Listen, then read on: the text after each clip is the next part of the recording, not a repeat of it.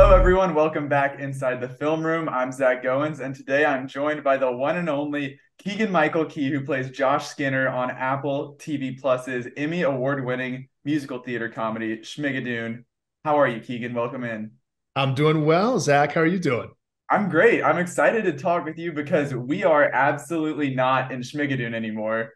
Season two, we are out here in Chicago, and it's a whole new vibe, a whole new era of musicals that we're tackling. We're in the 60s and 70s. It's dark, it's grungy, it's sexy. I'm curious, I loved season one as what it was with that golden age of musicals, Yeah, but yeah. I exponentially loved season two because I was so much more familiar with everything, all the references. It Mhm. was, I feel like a more like general pop culture theatrical experience. I don't know, did you feel the same way there? What was your approach when you first found out that where season two was headed? Yeah, I was absolutely thrilled that that we're out in these streets here in Chicago. Yeah, I felt I had the same reaction that you did because so many of my favorite musicals come from that era. My favorite musical ever is Sweeney Todd. Mhm. And so and the first lead I ever had in a show as a kid in high school was in Godspell. Oh wow. So So yeah, it's right up your alley here. yeah, it's right up my alley. So this era, I think, is an era that really a lot of people respond to. Right. I felt like I was like learning things in Schmigadoon versus Schmicago. I'm like, oh, Yeah, it's this. yeah, So yeah, yeah, exactly. Yeah, that's exactly the yeah, thing. Yeah. I was but going, that song sounds really neat that Cinco wrote. And he goes, well, that's based on this. And I'm like, ah, okay, that makes you're more not familiar with that musical, right? well, I know, having said that, like we both know these shows better, we're more experienced with it. I'm just curious, as you're going through it, picking up on all of the different Easter eggs, how much studying, or even if you did say that you loved like Godspell, Sweeney Todd, all of these, how much of it did you still have to prepare for versus like, just immediately knowing it off the bat? Were you still out here doing homework to make sure every single Easter egg, because there are so many, where it was able to connect with you? I think that there's probably still Easter eggs in the show that I still don't get. To be honest with you, there are things Right. like when the barfly when she says "I'll drink to that," I know that that's from I don't know what musical it's from, but it's from something very very specific. And I know you this know, actually because it's Company, I believe. company, that's Because it. I'm in the same boat as you. I've seen my fair share of musicals, but my brother is like the musical theater expert. Oh, And so gotcha. he was like, I was chatting with him about all of this, and first of all, he was extremely jealous, but I was getting all of the inside scoops of like, okay, so this one I think it's this, but I'm not exactly sure. So Yeah. he was dissecting it for me. Yeah, that's what. So like Cinco usually has to dissect it for me, or I'll say because I'll say so that's such a clever moment, and he goes, oh yeah, that's an homage to this, or that's an homage to that.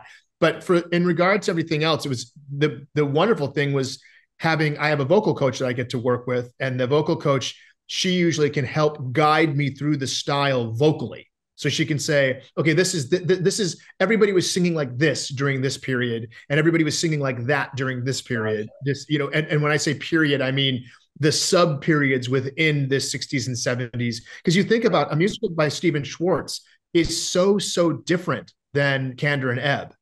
For them to have, they clearly had some great love for the earlier part of the 20th century. They love, wartime with Cabaret, the 20s with Chicago, and the way they write music is so completely different than the way Sondheim or Schwartz writes music. Right.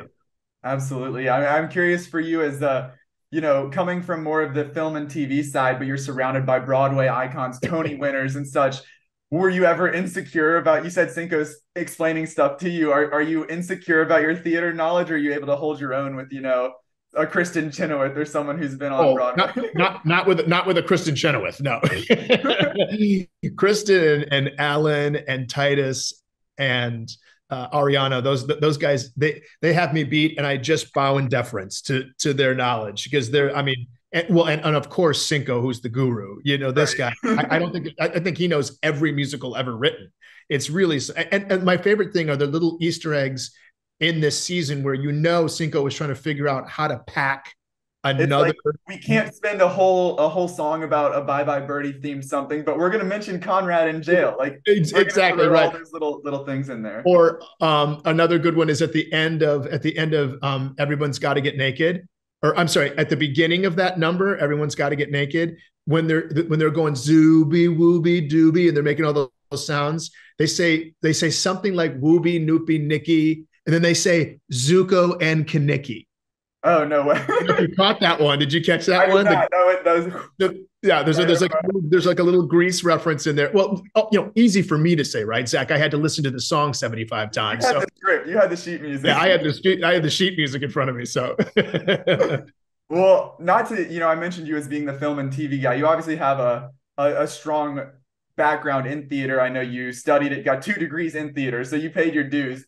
I'm yeah, curious though, going from that to then being sketch comedy, where does the just musical theater specifically, where does that passion come from? Is that something that's just innate in actors or theater kids growing up that you go back to your roots as a Godspell? I think what happens is most kids, when you're doing theater, when you're in high school or grade school, we start with musicals for some reason. I'm not even sure why that is, but that was certainly my beginning in high school, was to do music, was doing musical theater before anything else. And so that's what I think we all become most familiar with, especially if you're a theater nerd. It's like the gateway drug is musical theater before you get into doing legit plays or straight plays or stuff like that. I think that's I think that's kind of par for the course, you know? Yeah, absolutely.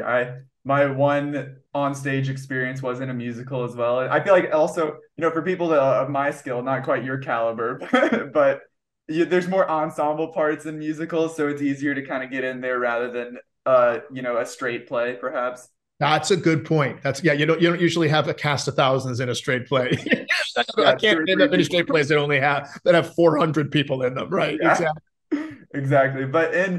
I love this thing about this show now that we've got 2 seasons of it, the way that it emulates a theater company. You've got season one, everybody's playing a character. Season two, the same cast comes back, and it's a whole Yeah. production. So, with the exception of you and Cecily playing Josh and Melissa still, everybody else is, taking on a completely new character. So, for you, knowing that you're coming back, you're playing Josh again. Was part of you jealous of, the Doves, the Aarons that are digging their teeth into somebody completely new, or were you just excited to get back to Josh? I was really excited to get back to Josh, because one of my favorite things about being able to portray Josh is the fact that I know that I get to watch my fellow company members, as you just put it, right? I get to watch my fellow company members really show off in a new way. So Yeah, for me, it was really fun, like, watching Jaime, pushing Aaron into the prison, and he's going to throw him in the cell with me. I was giddy, right. especially being able to act that first time, seeing Aaron and knowing that the audience, for the fans of Schmigadoon, are going to go, "What is that, Danny Bailey?" You know, Exactly. so I'm really happy. I'm really, really, really actually overjoyed to play my part, because then I get a front row seat to everybody's performance. Yeah. You know, And even though you are still playing Josh, I feel like in a way it is sort of a new character just because of how much Josh has grown from season one to yep, season two. You yep, know, I we completely agree. Yeah, yeah, we had that stuck in the rut, the relationship was fizzled out and Josh was all about me, all about self-preservation. And now to see Josh and Melissa, they're so strong together that growth has come such a long way. right. And the fact that clearly, I think in the interim between the 2 seasons, I think that Josh has probably now seen his fair share of musicals. Oh yeah. You know what I mean? And I can't say that he's enjoyed all of it, but there's got to be, like, if Josh has seen 10 musicals, there's got to be like 4 of them that he loves, that he absolutely loves. He's playing that soundtrack at home while he's doing Right, exactly. When he's driving to work, when he's driving to the hospital to go to work, he's just jamming out to whatever it is that he saw on stage with Melissa. He's even a little more open to singing this season too. So Oh yeah, he was. Yeah, he was. I mean, he's kind of forced to do one of the numbers, but the other ones, he's happy to do it. Like he's. I should not necessarily say he's happy to do it. He's allowing himself to be swept up in right, the. he's less against it, I guess. Yes, More way less resistance to that to the phenomenon. But also part of it is that he now knows the rules. So Mhm. because he knows the rules, it doesn't make him as nervous. He's not as intimidated. He's not just kind of like got his head on a swivel and doesn't have any idea what the hell's going on. And I do love that they kind of like set that foundation early when Melissa says, "Oh, I'm not as familiar with this era of musicals." She has like her bad experience with Sweeney Todd as a Yeah. child, and so that lets you, as Josh, kind of take the lead a little bit more. Yeah, it's right. Yeah, I thought it was a great twist that we see the musical lover doesn't know these musicals as well, which was really, really helpful. It Which helps us. It that plot helps us. comes into big play in what unfolds in Schmigadoon. It's Right, very important that she doesn't know what's happening. right, exactly. And also, I think the other thing about this season that's really great is the fact that you see them united, even as they come through the beginning where they've achieved all the things they wanted, right? We got married, we got the house in the suburbs, we have great careers. And then the thing that happiness starts to fade, at least they're together in it and they Right, stay through it together all. the whole time. I love that facet of it.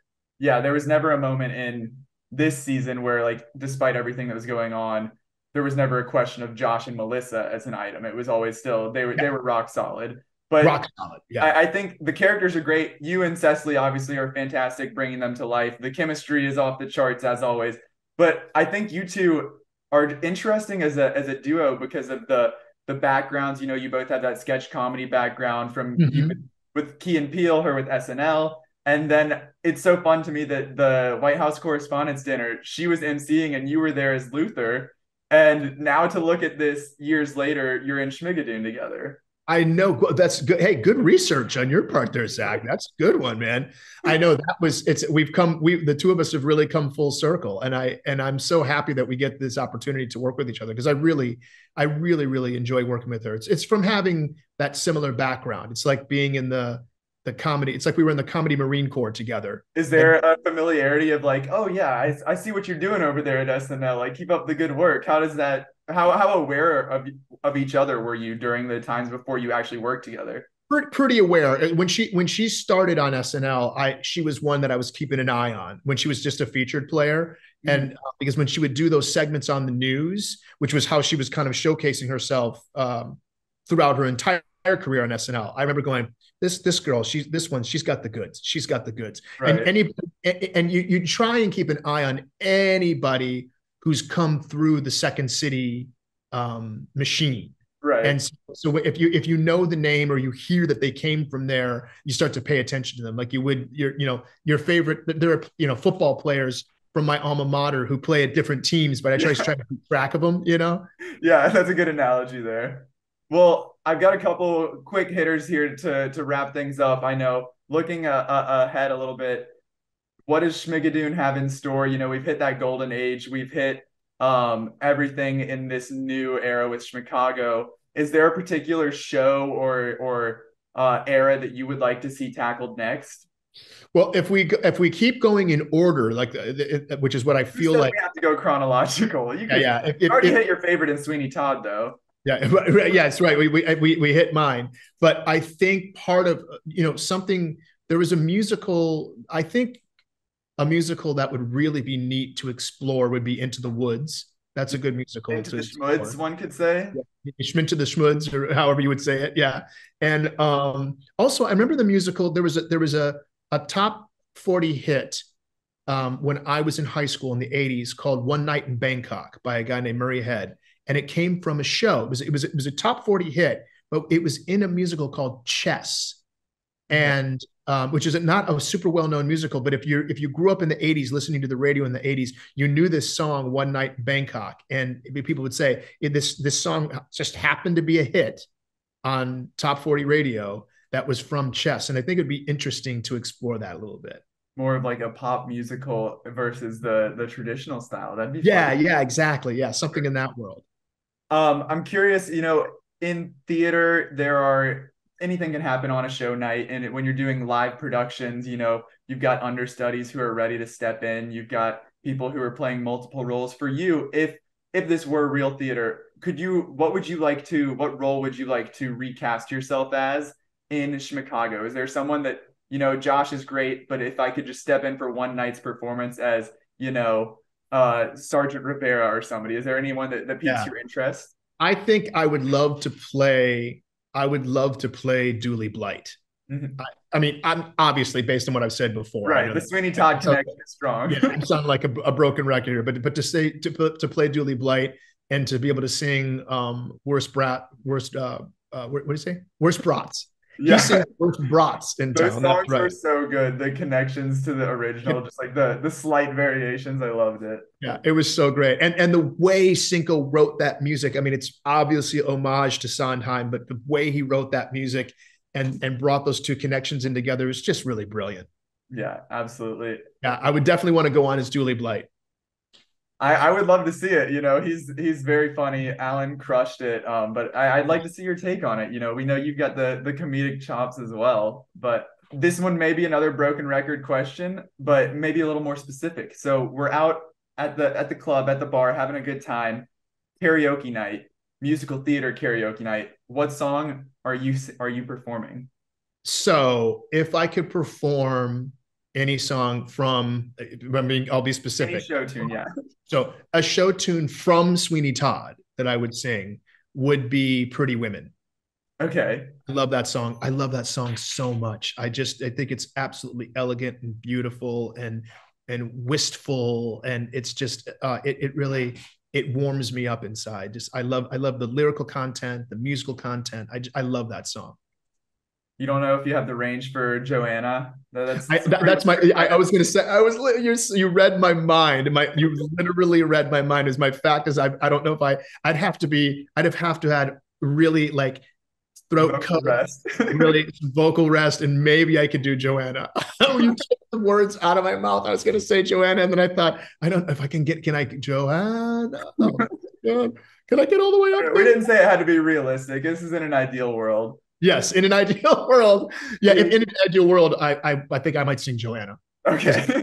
Yeah. In an ideal world where I can hit it, yeah, definitely. Okay, well, here's the last question. Also, in an ideal world, Schmigadoon has brought Broadway to Apple TV Plus. Apple TV Plus, we're taking it to Broadway. If there was one show on Apple, we've got Ted Lasso, we've got The Morning Show, all of these great shows. If you could pick one to adapt into a Broadway musical, which one do you think would have the best potential there? The best potential. I mean, really, right now, as feel good as Ted Lasso is, I can't even imagine. I mean, can you imagine? I mean, of course you can. Of course you can imagine. Yeah, Right my pick is written on the wall quite literally. Yes, your pick is written on. I mean, I can't. As far as musicals go, I can see Ted Lasso as a musical. You know what would be my dark horse musical? It would be the show, the Jason Momoa show, See. Oh, see? Like, what would that be like if that was a musical? I mean, That could get dangerous. No, I know that the Lasso guys, they're always sneaking in the musical theater references in the script. So I feel like that could be, if it wraps up with season 3, maybe there could be some Broadway potential there. Who knows? Who knows? Who knows? Because it wears its heart on its sleeve so much. It just begs to have someone break out into song. When you just hear Ted with his little aphorisms and stuff like that, you can set any of those to music. You absolutely could. I love it. I want to see it in the future. In our ideal world we're building, it's going to be there. It's going to be on Broadway. But it'll be on Broadway, and then we'll go see the show, and then after the show, we'll go to karaoke with the cast. Yes, and sing Joanna. Sing Joanna. Amazing. Keegan, thank you so much. It was a pleasure talking to you, and I loved Schmigadoon season 2. I'm excited to see, what the future holds throughout award season, throughout a season 3. So I'll be keeping tabs. Thank you so much. Thank you, Zach. I appreciate it. Nice meeting you. Nice talking with you. Yeah, you as well.